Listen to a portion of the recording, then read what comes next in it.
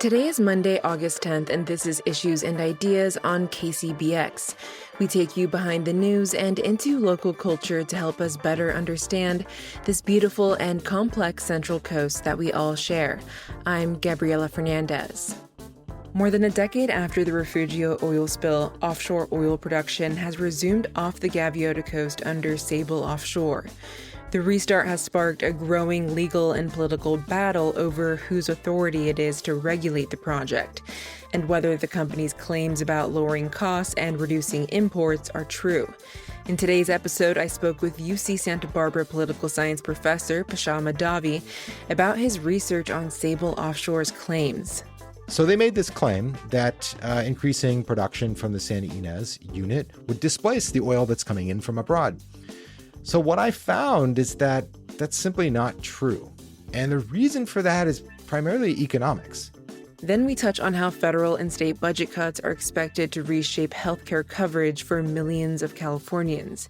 In this week's episode, CapRadio's Insight host Vicki Gonzalez speaks with CalMatters health reporter Kristen Hwang about her new documentary exploring what's at stake for Medi-Cal patients, providers, and the future of the state's healthcare system. The One Big Beautiful Bill Act cut about $1 trillion from healthcare over the next decade nationally. And in California, when all of the rules and regulations are fully in effect, California expects to lose about $30 billion a year, which is 15% of the current Medi-Cal budget. Then we'll wrap up the program with a taste of Central Coast wine. KCBX contributor Mira Honeycutt sits down with the owners of Epoch Estate Wines, where history, innovation, and sustainable farming come together in a Paso Robles vineyard. When I came to Paso in 2010, I knew that I wanted to produce wines that were not manipulated too much, as least as we possibly could in the vineyard and then in the winery. All this coming up next.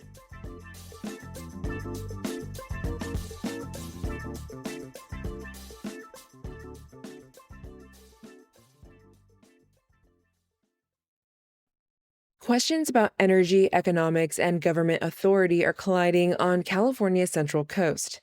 Ever since Sable Offshore restarted oil production off the Gaviota Coast, the project has become the focus of lawsuits, regulatory disputes, and an escalating clash between California and the federal government. I sat down with UC Santa Barbara professor Paasha Mahdavi to unpack Sable Offshore's oil production claims and how the federal government's involvement could reshape the balance of power in California. One of the biggest arguments is that restarting this production reduces America's dependence on foreign oil. Can you just explain to our listeners what you found in your research?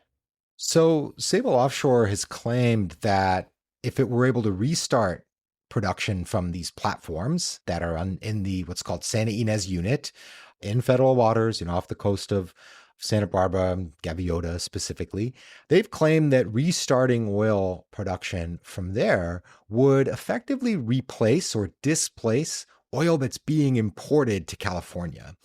And I'll pause and just say that, one of the big reasons for making that claim is that California does import a lot of oil from outside of California. This state where I grew up, we've been producing oil and gas in California since the late 19th century. We are a very, very old oil producer, which means that our production has declined and pretty much been in decline since the early 80s was when it peaked. And that means that California, which also has a lot of refineries, that's who ultimately will take in crude oil. We can't use crude oil itself. We have to convert it to something. Have been sourcing their oil from outside of California, whether it's from Alaska or from abroad, because California is very limited in terms of its connections to the rest of the United States, both in terms of pipelines, there's almost none, and railroads. And so we do import a lot of oil from outside the United States. This is an interesting thing for some, but I'll come back to that because it's somewhat irrelevant given that the crude oil market is global, and it doesn't actually matter where you get your oil from. So they made this claim that increasing production from the Santa Ynez unit would displace the oil that's coming in from abroad. So what I found is that that's simply not true. And the reason for that is primarily economics. It's just based on how much it costs per barrel to produce oil, and who that would displace in the given market. Refineries and storage facilities, they don't really care where that oil is necessarily coming from. They care about the price and their contracts. If you want to displace foreign oil, you're going to have to come in under their break-even price. And for Sable and for the Santa Ynez unit, given that it requires a lot of energy to produce this oil, it's an older reservoir, so it takes more money to get that oil out of the ground, not to mention all the repairs and everything else that they have to counter, comes in below. Pretty much all foreign sources are coming in below what the Santa Ynez unit would produce in terms of its operating cost. And it's, just to put some numbers on it, it's roughly in the ballpark of $40 to $50 per barrel to produce the Santa Ynez oil. Now you compare that to, Middle East oil, and even in the context of this war, there's still Middle East oil hitting market, Saudi Arabian oil, for example. Saudi Arabian oil from an actual operating cost is somewhere between $2 and $6 a barrel. You got to add in freight and everything else, but it's still really, really low. It's coming in to port here at, no more than $10, $12 a barrel. And then you've got all the other producers that are sending oil to California, Brazil, Ecuador, now Colombia, a host of others.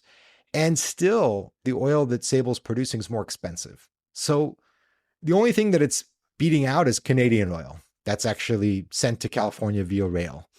So what's happening then? So Sable's bringing this oil online. It must surely be displacing something. And the answer is it's likely displacing onshore California production. That's just slightly more expensive than what Sable is producing. So if anything, they're not actually displacing foreign oil at all.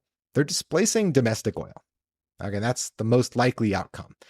Or you're not displacing anything and you're exporting your oil, which means that you've processed it, you've sold it to a distributor, and the distributor decides to sell it internationally.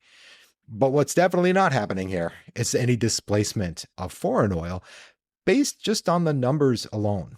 And the numbers that I came up with are based on Sable's own investor presentations and documents. And interestingly enough, they were verified in a state Senate hearing by representatives of the industry when they were directly asked if this operating cost is roughly in that range, 40 to 50, and they concurred. Yeah, it is roughly in that range per barrel. Based on your cost, and that's the stated cost on at least the legislative record, Sable's barrels are too expensive to displace foreign oil, and they're not decreasing our reliance on foreign supply to California. You're listening to KCBX's Issues and Ideas on 90.1 FM. I'm speaking with UCSB professor Paasha Mahdavi about his research on Sable Offshore's oil production claims on the Gaviota Coast. So we've seen the Trump administration invoke the Defense Production Act, which essentially asserted federal jurisdiction over these pipelines. From your perspective, how important is this evidence when the federal government is making these kinds of claims? This kind of law, the Defense Production Act, is meant to be used and invoked when there is emergency. And the Trump administration, interestingly enough, declared an energy emergency back in January 2025, well before these invasions of Venezuela and then Iran. There was no energy emergency then. And that's kind of what a lot of this is built on. There certainly is somewhat of an energy emergency now, although it's not quite the same as what people thought, given global storage capacity at the moment, which is why crude oil is roughly in the $85 per barrel range, which is why it's not $200 a barrel. We're not in emergency moment. But then the other part of this, which doesn't make any sense, is oil has always been this global market. Producing something in one place doesn't really displace something in another place unless that oil isn't able to get to market. And there has been a reduction in the oil that's, intended to hit the markets because of the invasion of Iran and the subsequent closure of the Strait of Hormuz. But by and large, storage still exists to offset some of that, thereby not necessitating kind of an emergency being declared. The other part of this as to why this is surprising in terms of an invocation of the Defense Production Act is what I just noted, which is, well, if Sable's oil isn't displacing oil that's coming in from abroad, and it's displacing oil that's likely just being produced in California or possibly in Alaska, how is that solving the emergency? And that becomes an interesting question around, what this is intended to do. So it's hard to justify any way you look at it, the use of this law, given that there appears to be no emergency, even after the war started. There's still oil that's flowing into markets. And so why use this particular rule to do so? The other piece of it, which is particularly troubling, is how the federal government is effectively overriding state and local jurisdictions. The Defense Production Act is meant to be invoked to try to push private industry, to pressure them to produce goods that are needed by the country. Steel, right, is kind of the commonly thought of thing. And so it's usually done because there's not necessarily an initial economic reason for them to produce that much steel. And the federal government is saying, look, we need steel, produce steel. Here, what's happening is the market is already saying, well, there is oil in storage, there's oil on the water. By and large, you're not seeing a market necessity for the invocation of the Defense Production Act. And so then you're saying, well, why else? And here you have the government saying, well, no, what we're trying to do is not solve a market problem. We're trying to solve a regulatory problem by invoking the Defense Production Act. And that's not what this is intended for. And here, what you have is the state of California saying, we need to do our proper review and oversight of this particular project. The pipeline runs through state park land, and the pipeline is going to affect state communities, so the community of Santa Barbara, and coastal communities up and down the Central Coast and all the way down to Los Angeles, for example. And the state and local governments are saying, this is our backyard, this is our jurisdiction to evaluate to see if this project meets the standards of state regulations. And the federal government is saying, no, we don't agree with that. We are going to invoke these kinds of rules to override your rules, the state of California, and your court cases, because these are ongoing instances of litigation in the case of Sable, and simply come in and just bulldoze state regulations. And I say that's troubling because, we in political science and in the classroom, we teach governance and law, and we teach American politics. And when we teach the founding of the United States, you, of course, spend a lot of time talking about federalism and the republic and the formation of states and state rights. In fact, there was an entire civil war ostensibly fought over state rights. The entire premise of this government, the United States, is that states do indeed have rights and do have the authority, especially over state lands, to govern those lands. You cannot come in and abuse the very notion of things like the Defense Production Act and eminent domain to override what a state and local authority intends to do. So that's incredibly troubling because of what it says for what is the United States and how states have any rights to govern what's happening within their borders. I know you didn't write your report on, state sovereignty and constitutional law, but as a political scientist, how do you think this is going to play out? So I wrote my report before any federal intervention took place. So there was no sense that this would happen. The report was written in February of 2025, and the first federal intervention occurred in December 2025 when the Pipeline Authority, PHMSA, kind of ruled that the pipeline was an interstate pipeline and therefore subject to federal jurisdiction. And then came the Defense Production Act, and then came eminent domain and this idea of a strategic petroleum reserve and so on and so forth, and lots of different federal interventions. So while my report didn't address that, I will say that this is a clear abuse of federal power. There's just no other word for it. It is trying to override state efforts to govern state lands in particular, never mind this kind of interface or overlap between state waters and federal waters. And when I say that, there's this very unique component here that there's a roughly 3-mile section of the Santa Ynez pipeline system that goes through state waters and a roughly 4-mile section of the pipeline system that traverses the Gaviota State Park. So these are state lands. The state of California should and does have jurisdiction over those lands. And for the federal government to say just a quick, no, you don't, is baffling. And so it's not clear, I can't comment on whether or not that logic is going to hold out in a court of law. But from everything that I understand about federalism and the effective contract between states and the federal government, this is none other than something that should be thrown out immediately as overreach by the federal government.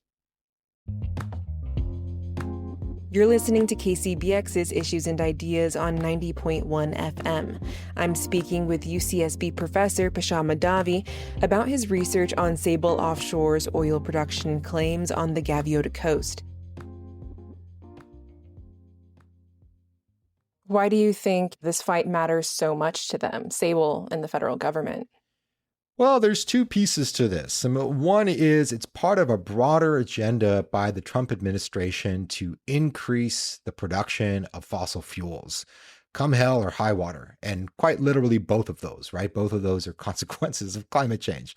The kind of drill, baby, drill agenda of this administration has been clear to everyone, again, effectively since day one. The executive order that Trump put out declaring an energy emergency in January of 2025 indicated as such.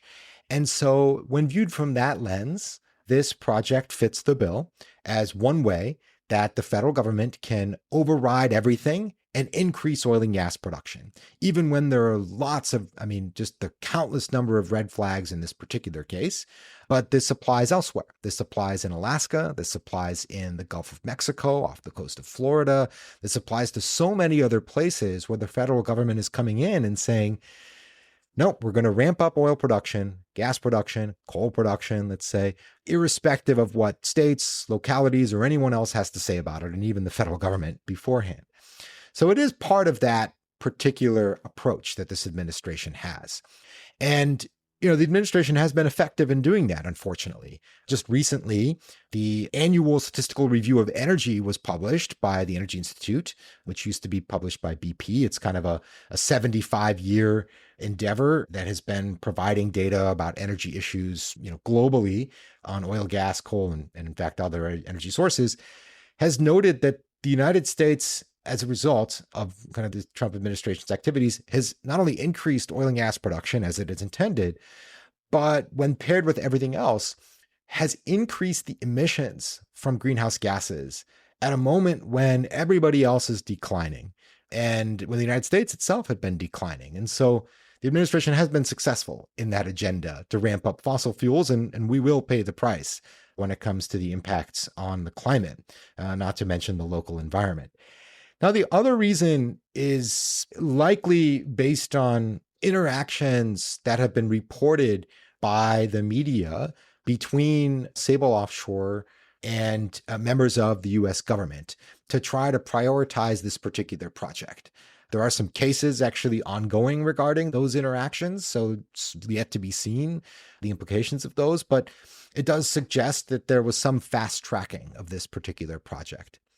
And then I would say a third reason, which comes to mind, is that, the administration is clearly targeting some states more than others. And there is a punitive element here that can't be ignored. The state of California has long bucked the trend of the Trump administration and, in fact, has led the way in the United States on decarbonization and ramping down emissions. And the administration doesn't like that and wants to single out a state that is going against its own agenda. That too is troubling. That's not how any democracy is supposed to be run. That's more the purview of autocracies and more the countries that I've studied throughout my career that punish those who don't go for the leader and support those that do. That's kind of a set of different things that seem to be at play here. Have you heard any criticism of your analysis at all? And how do you answer to criticism? I have definitely heard a lot of criticism of my analysis, mostly from people that are repeating oil industry talking points or those in the industry themselves. I've testified to, the state assembly, the state senate on the basis of my analysis for broader conversations related to California's governance of offshore oil and pipelines, and just general questions around California's oil production. So I do hear a lot of criticism about it. And my response is, look, I'm just using data that's publicly out there and analyzing data not only from the company itself, but from the state of California, from the feds themselves, the Energy Information Administration, and a bunch of agencies, the Bureau of Ocean Energy Management, and so on and so forth. And to say, look, I'm just reporting what the data are saying. And you can certainly come up with different, spin, but it's pretty hard to change the actual facts. But the other thing I'll say is that there's one point in particular that seems to be a talking point that comes up a lot, which is that, well, if only we increased production within California, that'll bring down gasoline prices. The California's government and laws are what are to blame for high gasoline prices. And make no mistake, gasoline prices are high in California. They're higher than the rest of the United States. But production of crude oil has nothing to do with it. It is a global crude oil market. Refineries get their oil from anywhere based on what the market is giving them. The cost is what matters. And transportation is a cost, but it's really a small one. So ramping up production just has nothing to do with these prices. And so we want to work to reduce prices of gasoline, but increasing production in California has nothing to do with that. And that's been a very hard talking point for some to accept because they think these two things are linked, but they're just not. That's not how the market works. It's not how the market has worked for a long time, given that we have, competitive and free spot markets when it comes to securing crude oil. If listeners could take one thing away from your research, what do you hope it is? The one thing I would hope people can take away from the research I've done, not just here on Sable, but across energy issues related to the state of California and globally and nationally, is that the best way to reduce prices, if we are concerned about reducing prices for energy, is not through increasing oil and gas production, but rather through increasing electrification and advancing decarbonization. That ultimately, if we want cheaper prices, we need to move away from a non-renewable resource that's highly volatile and towards a system that is built on and predicated on clean energy that is effectively free. The sunshine and wind, and of course the heat beneath our feet, things like geothermal. So that's the one thing I would hope people take away. If we want lower prices, we've got to switch to a different system. And lots of other places around the world are doing just that in the face of this particular crisis. And it's time the United States stops dragging its feet and catch up with the progress that everybody else seems to be embracing. Thank you, Professor Mahdavi, for taking the time to speak with me about this. I really appreciate it. Absolutely. It's a pleasure to be here.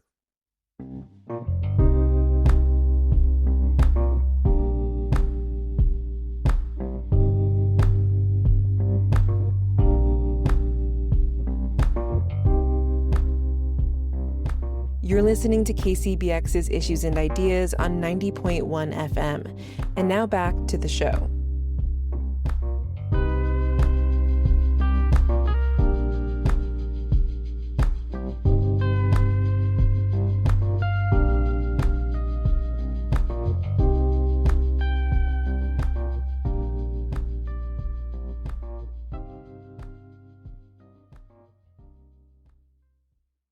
California has made significant progress in expanding healthcare coverage over the past decade, but that progress is now facing new challenges.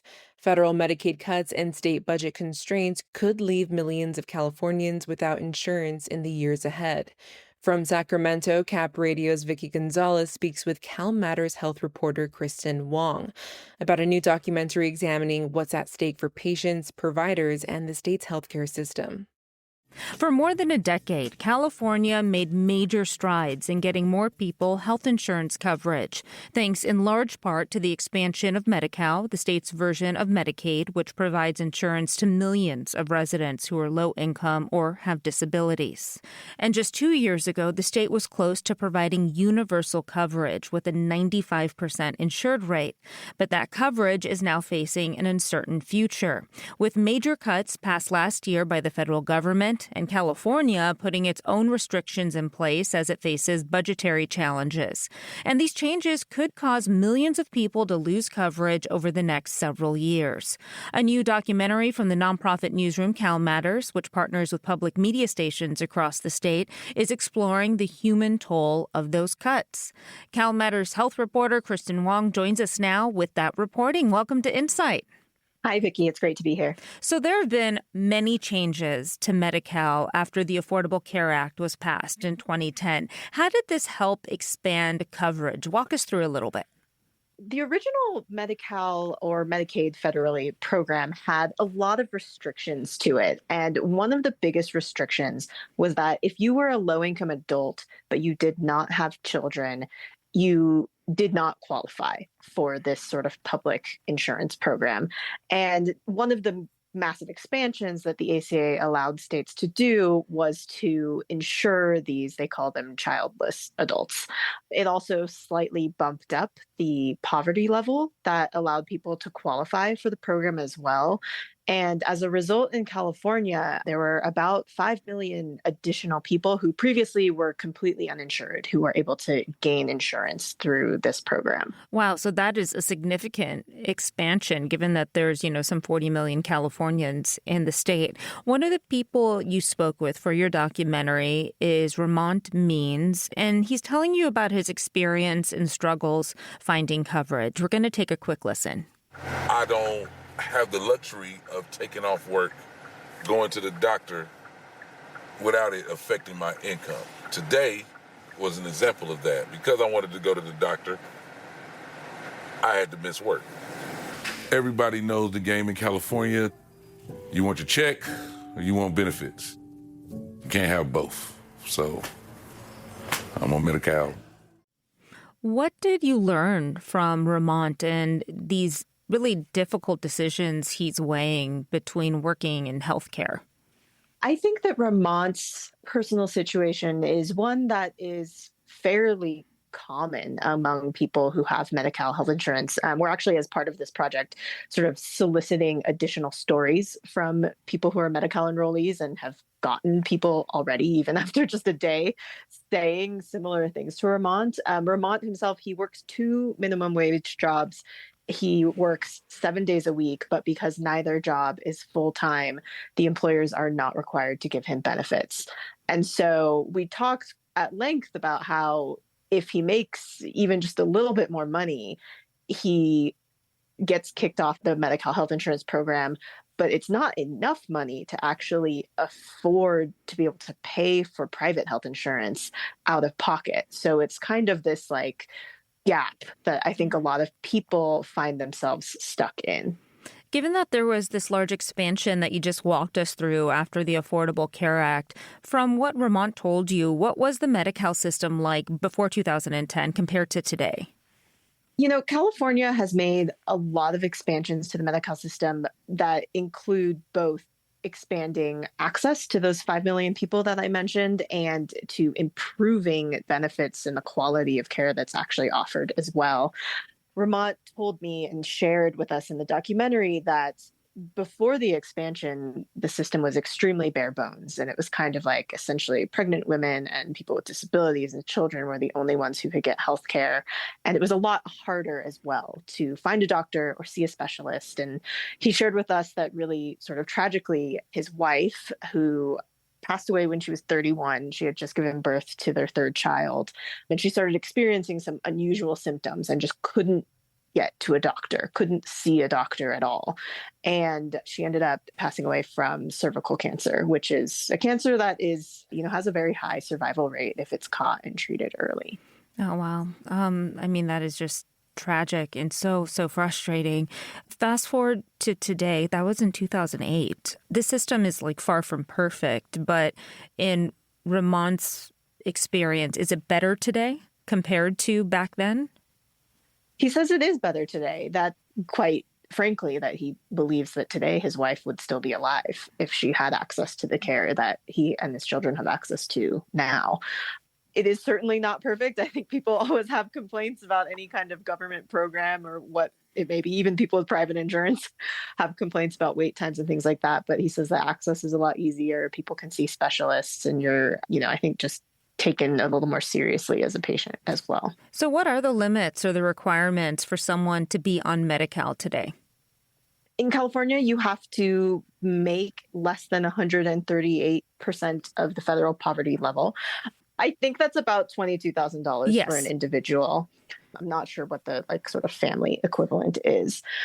And there are some other categories, pregnancy. In California, we've expanded the program previously to undocumented immigrants as well with state funding. So immigration status does not matter in California as much as it used to. But those are sort of the requirements that you have to meet today. It's essentially an income limit. Okay. So along with these expansions, I would imagine the costs have gone up as well for state funding. So how has Medi-Cal spending increased over the years? Medical spending has increased pretty dramatically in the past 8 or 9 years. It has essentially doubled. The current, I think, bill is around $217 billion for the Medicaid program. And some of that has to do with these eligibility expansions. Adding more people is certainly going to cost more. But some recent budget analyses from the Legislative Analyst's Office pin it more on increased benefits and the way that people are using the program. So people are using the program more and therefore they're spending more.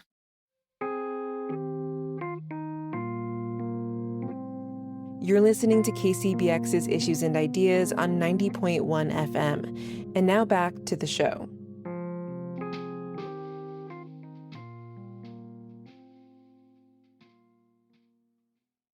With this expansion over the years, at one point the state had an insured rate, a record 95%. I mean, that's near universal health coverage. I mean, is it that high today?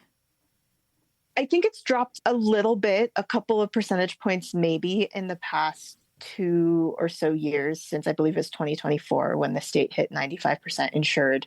A lot of the turmoil of sort of millions of people expected to lose coverage from recent budget cuts has not happened quite yet. So we still have a pretty high insured rate right now. Okay. So there have been some changes at the state level, haven't really felt the true impact of that yet. But there's also changes, of course, at the federal level. You have H.R. 1, also called the One Big Beautiful Bill, made sweeping changes to Medicaid and other programs. Remind us what kind of hit this is for California.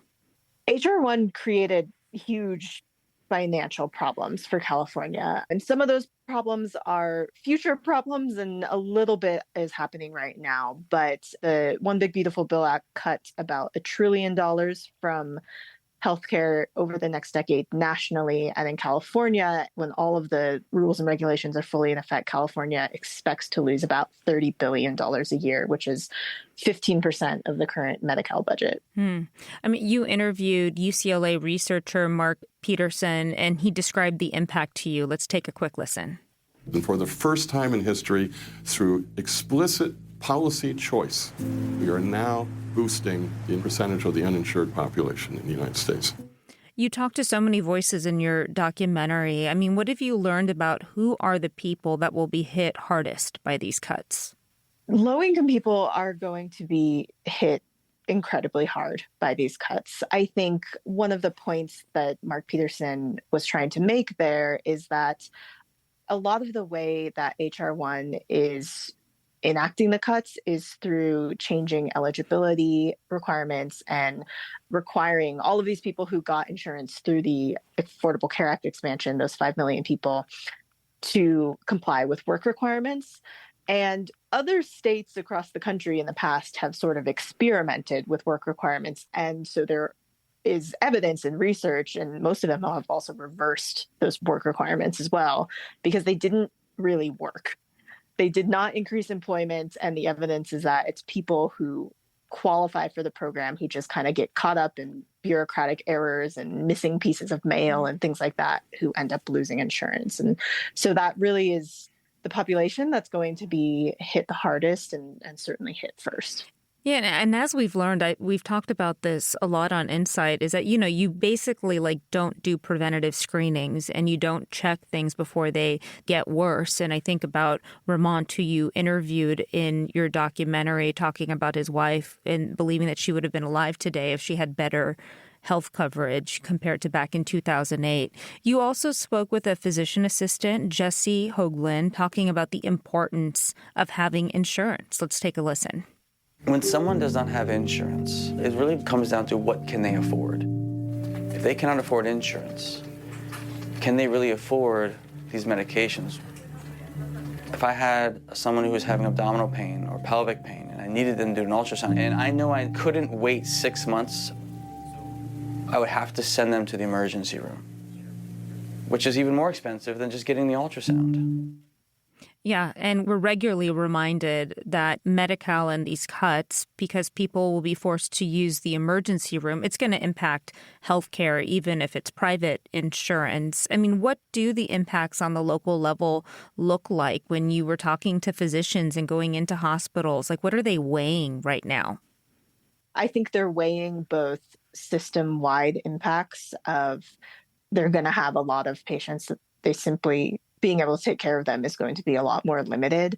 And those patients are going to have to go to the emergency room. And as you mentioned, that's going to have ripple effects for sort of everybody else across the healthcare spectrum. Because if the emergency room is impacted and, you're in a car accident or something like that, and you get taken to the emergency room, that is, or, maybe your kid has the flu or something like that, you just have to wait in line with everybody else. And then I also think they're sort of weighing the very, very personal impacts as well, because when Jesse was talking about not being able to wait 6 months, he was referring to a time before the Affordable Care Act expansion. That was a normal thing that he had to do every single day with patients. And now it's a lot different. They can see specialists, they can get prescriptions very quickly. People can afford these things. And while we were filming, we were not able to speak with the patient directly, but we sort of were able to talk through a specific case with Jesse where a patient had come in from the emergency room. He had some sort of diabetic emergency. He was uninsured and could not sign up for Medi-Cal. And the medications that he needed were almost, I believe, $700 a month. Wow, that's not possible for so many people. If you're just joining us, we're talking with CalMatters health reporter Kristen Hwang about the impact of state and federal cuts on Medi-Cal recipients. So you're reporting, you've joined us so many times on Insight as a health reporter, of course, but this is a documentary that you put together inside California's fight to fund health care. How did you go about approaching your reporting in this different format? I think what I really wanted to focus on in this reporting was the human impact and the emotional toll that this was taking on both providers who are kind of boots on the ground and the patients who have to figure out how this is going to change their lives. Because as just a reporter, I'm sure you feel similarly, Vicki, but sometimes it feels like all of these changes, whether it's from the state or the federal government, are just coming at you relentlessly. And we're trying to parse the information for the public, but that is still a few degrees of separation away from how are real people thinking about this. And so that's kind of the heart of what I wanted to get to in this documentary.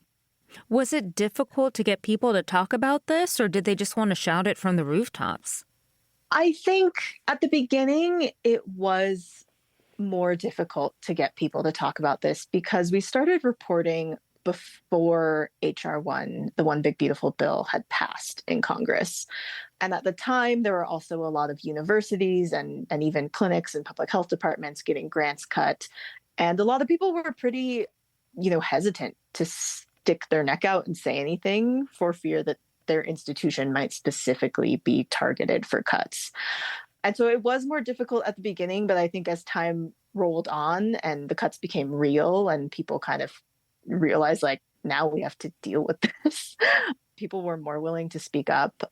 And there was also a little bit of a different dichotomy too with patients themselves. patients are not often super informed about these high-level policy changes, particularly not immediately when they're happening. It was also an exercise in like education, and because we were able to spend so much time with people over time, also track their evolving thoughts on how these changes would matter to them. Yeah, and your reporting continues on this. I mean, you have several companion pieces that go alongside this documentary. And I saw in one of them, you even have like a Google Doc survey. I mean, what would you like from readers in the community? I mean, we would love for people to read the stories, watch the documentary, and certainly our survey is for Medi-Cal enrollees specifically, but also if you have any, family members or people in your life who are going to be affected by this, share it with them or fill it out and help us. We are just trying, because we know that sort of the federal and state cuts very complex and have different dates attached to them over the next year and a half. And so we know that these impacts are going to be rolling out for many Californians, and we want to keep hearing those community voices, those on-the-ground voices of people who really are trying to figure out what all of this means. Kristen, as always, thanks for joining us. Of course, it's great to be here. That was CapRadio's Vicki Gonzalez speaking with CalMatters health reporter Kristen Hwang about a new documentary examining what's at stake for patients, providers, and the state's healthcare system. You're listening to KCBX's Issues and Ideas on 90.1 FM. And now back to the show.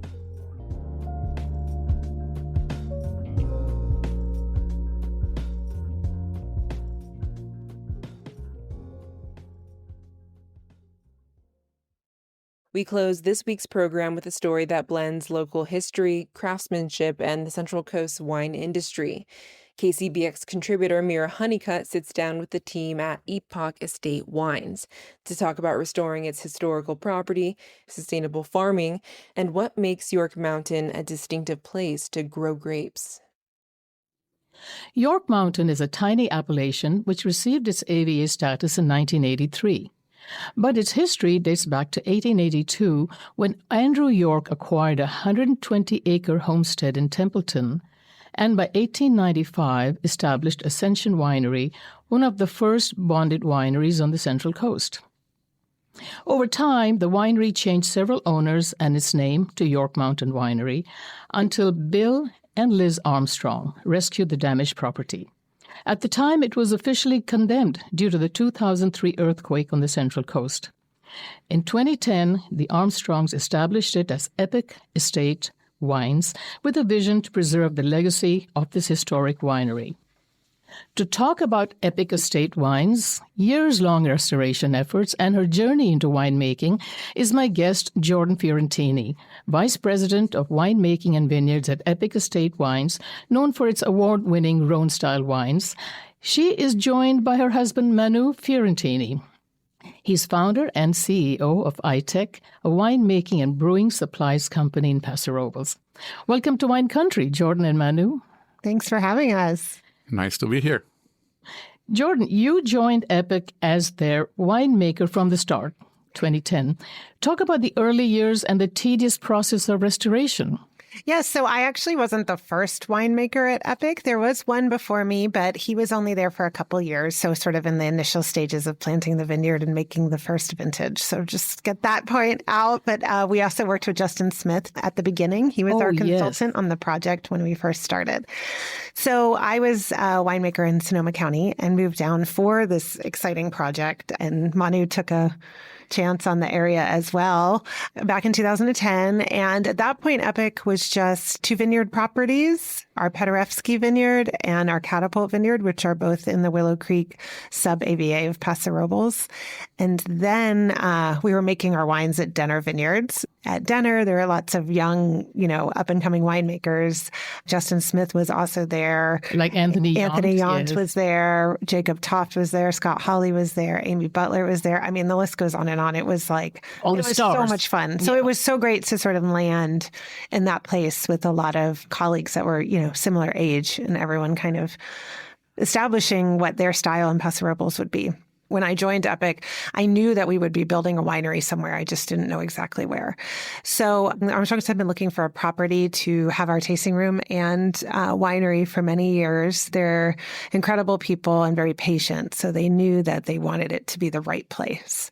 So you mentioned 1882, Andrew York founded York Mountain, or the AVA, and then, well, the AVA didn't come till later, but the area, and then built the winery there.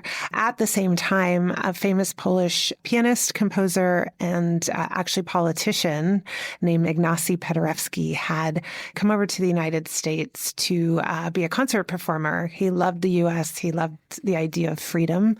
And he was an entertainer. He was the Elvis Presley of his time. And he's actually the character that Schroeder from the Peanuts is based on. Yes. So when he would play piano, he would do it so voraciously that the dust would become unsettled around him. And he had kind of crazy hair. So he was traveling in the U.S. We think he was probably in Seattle, and he had really bad rheumatoid arthritis. And his doctor at the time recommended that he come down to California, to the Central Coast, Paso Robles specifically, to soak in the mineral hot springs in the area that were way more abundant at that time to ease his rheumatism. So he basically came down and stayed in the Paso Robles Inn and fell in love with the area. And he planted vineyards. He decided to plant orchards and vineyards, and we have correspondence from him and the professors at University of California. There was only one back then. It was in Berkeley. And he asked them what he should plant, and they said that he should plant Zinfandel in Durif. And so he did that.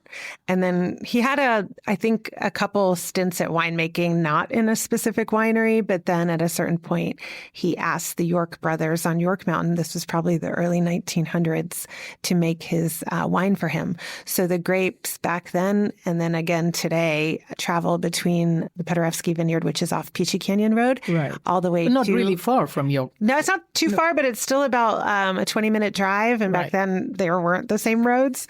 And they were probably all dirt, I would assume. Right. Probably came in a horse and buggy. Yes, exactly. And so the York brothers made Paderewski's wine, and now we're making wine from the Paderewski Vineyard on York Mountain again. So what conditions were the vineyards in at Paderewski?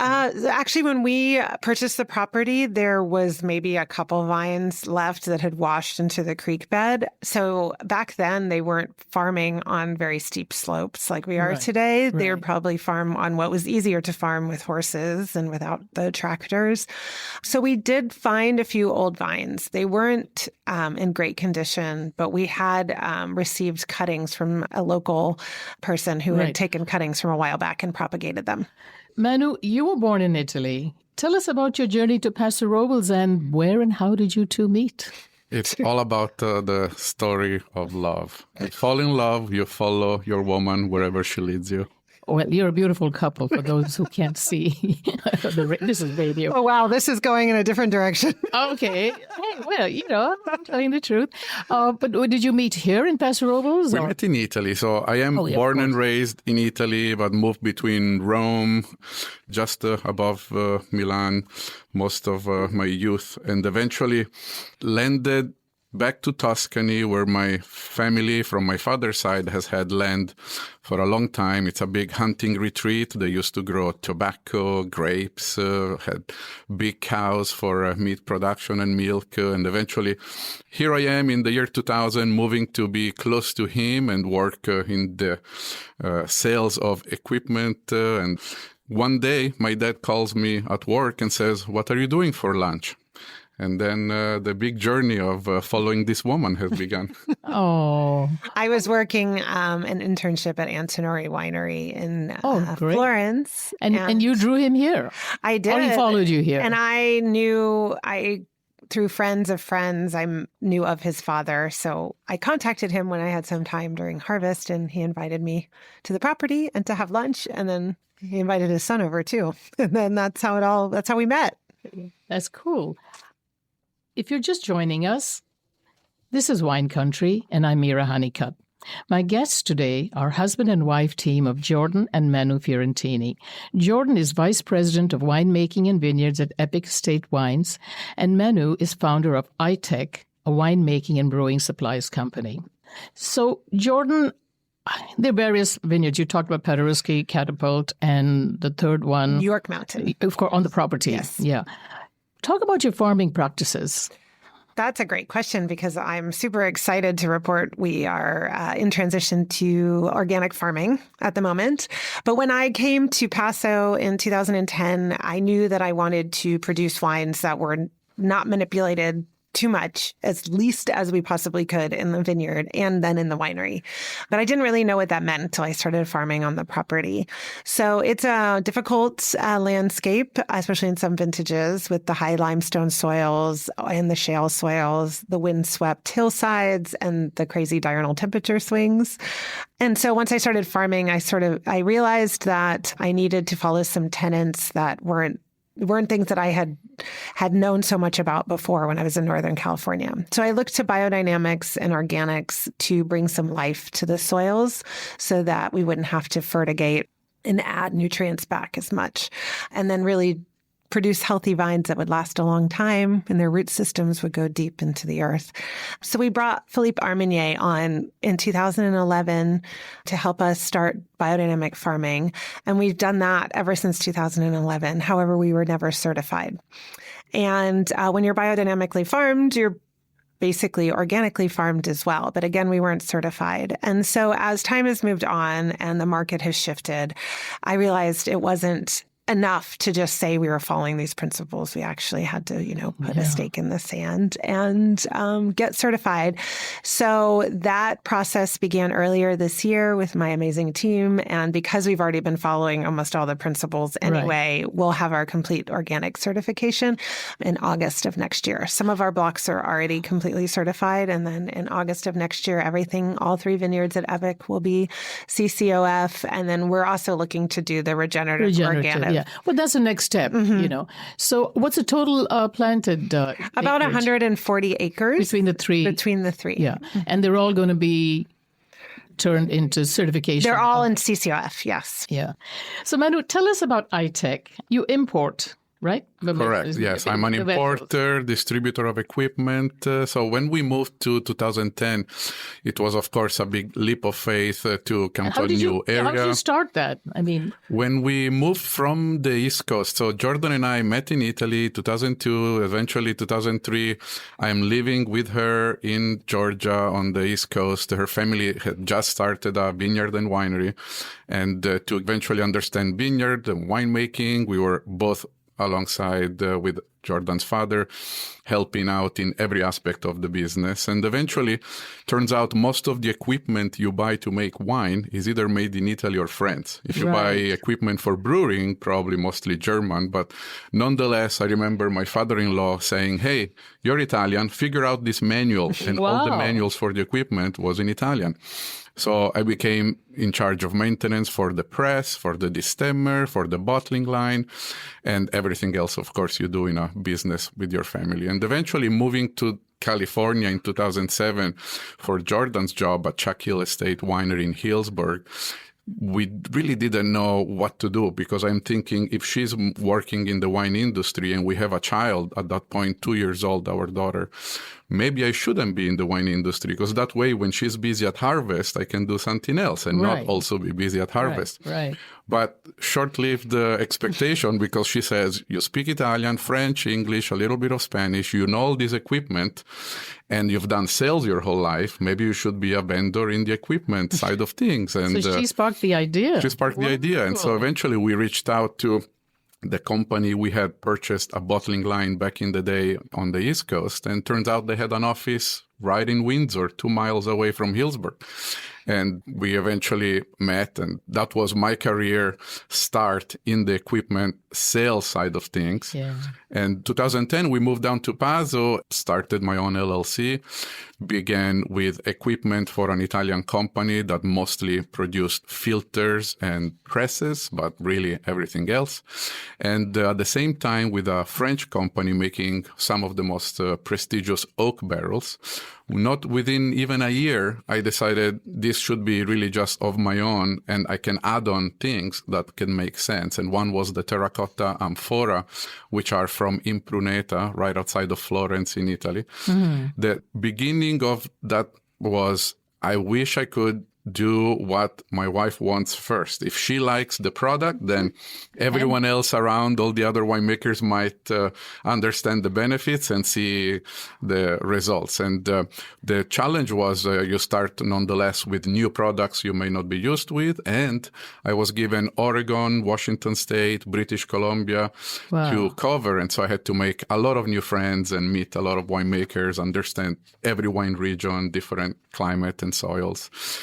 In 2013, I also asked around, what do you think if I had a filter, could you hire me and I bring this machine to you and I filter your wine? And so I found a few wineries willing to say yes. And that was the beginning of the service side of things for me. I provide mobile filtration. Oh, that's fantastic. You may know mobile bottling. It's a big thing for wineries. No one wants to commit to $1 million line that gets used a couple times a year unless you are in deep pockets and you really want to control the full spectrum of wine production. Jordan, you take a fascinating look as an artist's approach to interpreting wine's texture and aroma profiles. Most people write notes. You draw. Talk about your visual communication that you call vinpressions. Yes, so it's my thought in the wine industry through grape growing and winemaking that if I do everything the best that I can in the vineyard and in the winery, the aromas and the flavors are what Mother Nature has given us. So when I blend and make winemaking decisions, whether it's picking or fermentation, draining, barrel use, and then most importantly, blending, I'm very texturally driven because those are the things that I can change with the blending. It's how I build wines is based on their texture. And so I found it very difficult to describe the texture and the sensation of the wine with just words. And I'm a very visual person. I also studied engineering as an undergrad at a liberal arts school. So I was like doing art and studying engineering. And I love the combination of the two. So I, with the encouragement of Bill Armstrong and other members of the Epoch team, when we were releasing my first vintage, I said, I'll write the tasting notes. I'll use words, but I really feel like to connect with the consumer, I need to show them the shapes and the sensations I'm feeling on my palate. That's really amazing. So you really translate your words into visual images. Into visual. I actually put them on it's on a big piece of paper. It's like a 4-part quadrant. It's either I draw the quadrant in or it's just in my head. And it tracks the journey of the wine as it moves across my palate from front to back. Fascinating. Well, thank you, Jordan and Manu, for joining us today. This was wonderful. You are listening to Jordan Fiorentini, Vice President of Winemaking and Vineyards at Epoch Estate Wines, and her husband, Manu Fiorentini, founder of iTech, a winemaking and brewing supplies and services company in Paso Robles. For Issues and Ideas, I'm Mira Honeycutt, and this is Wine Country.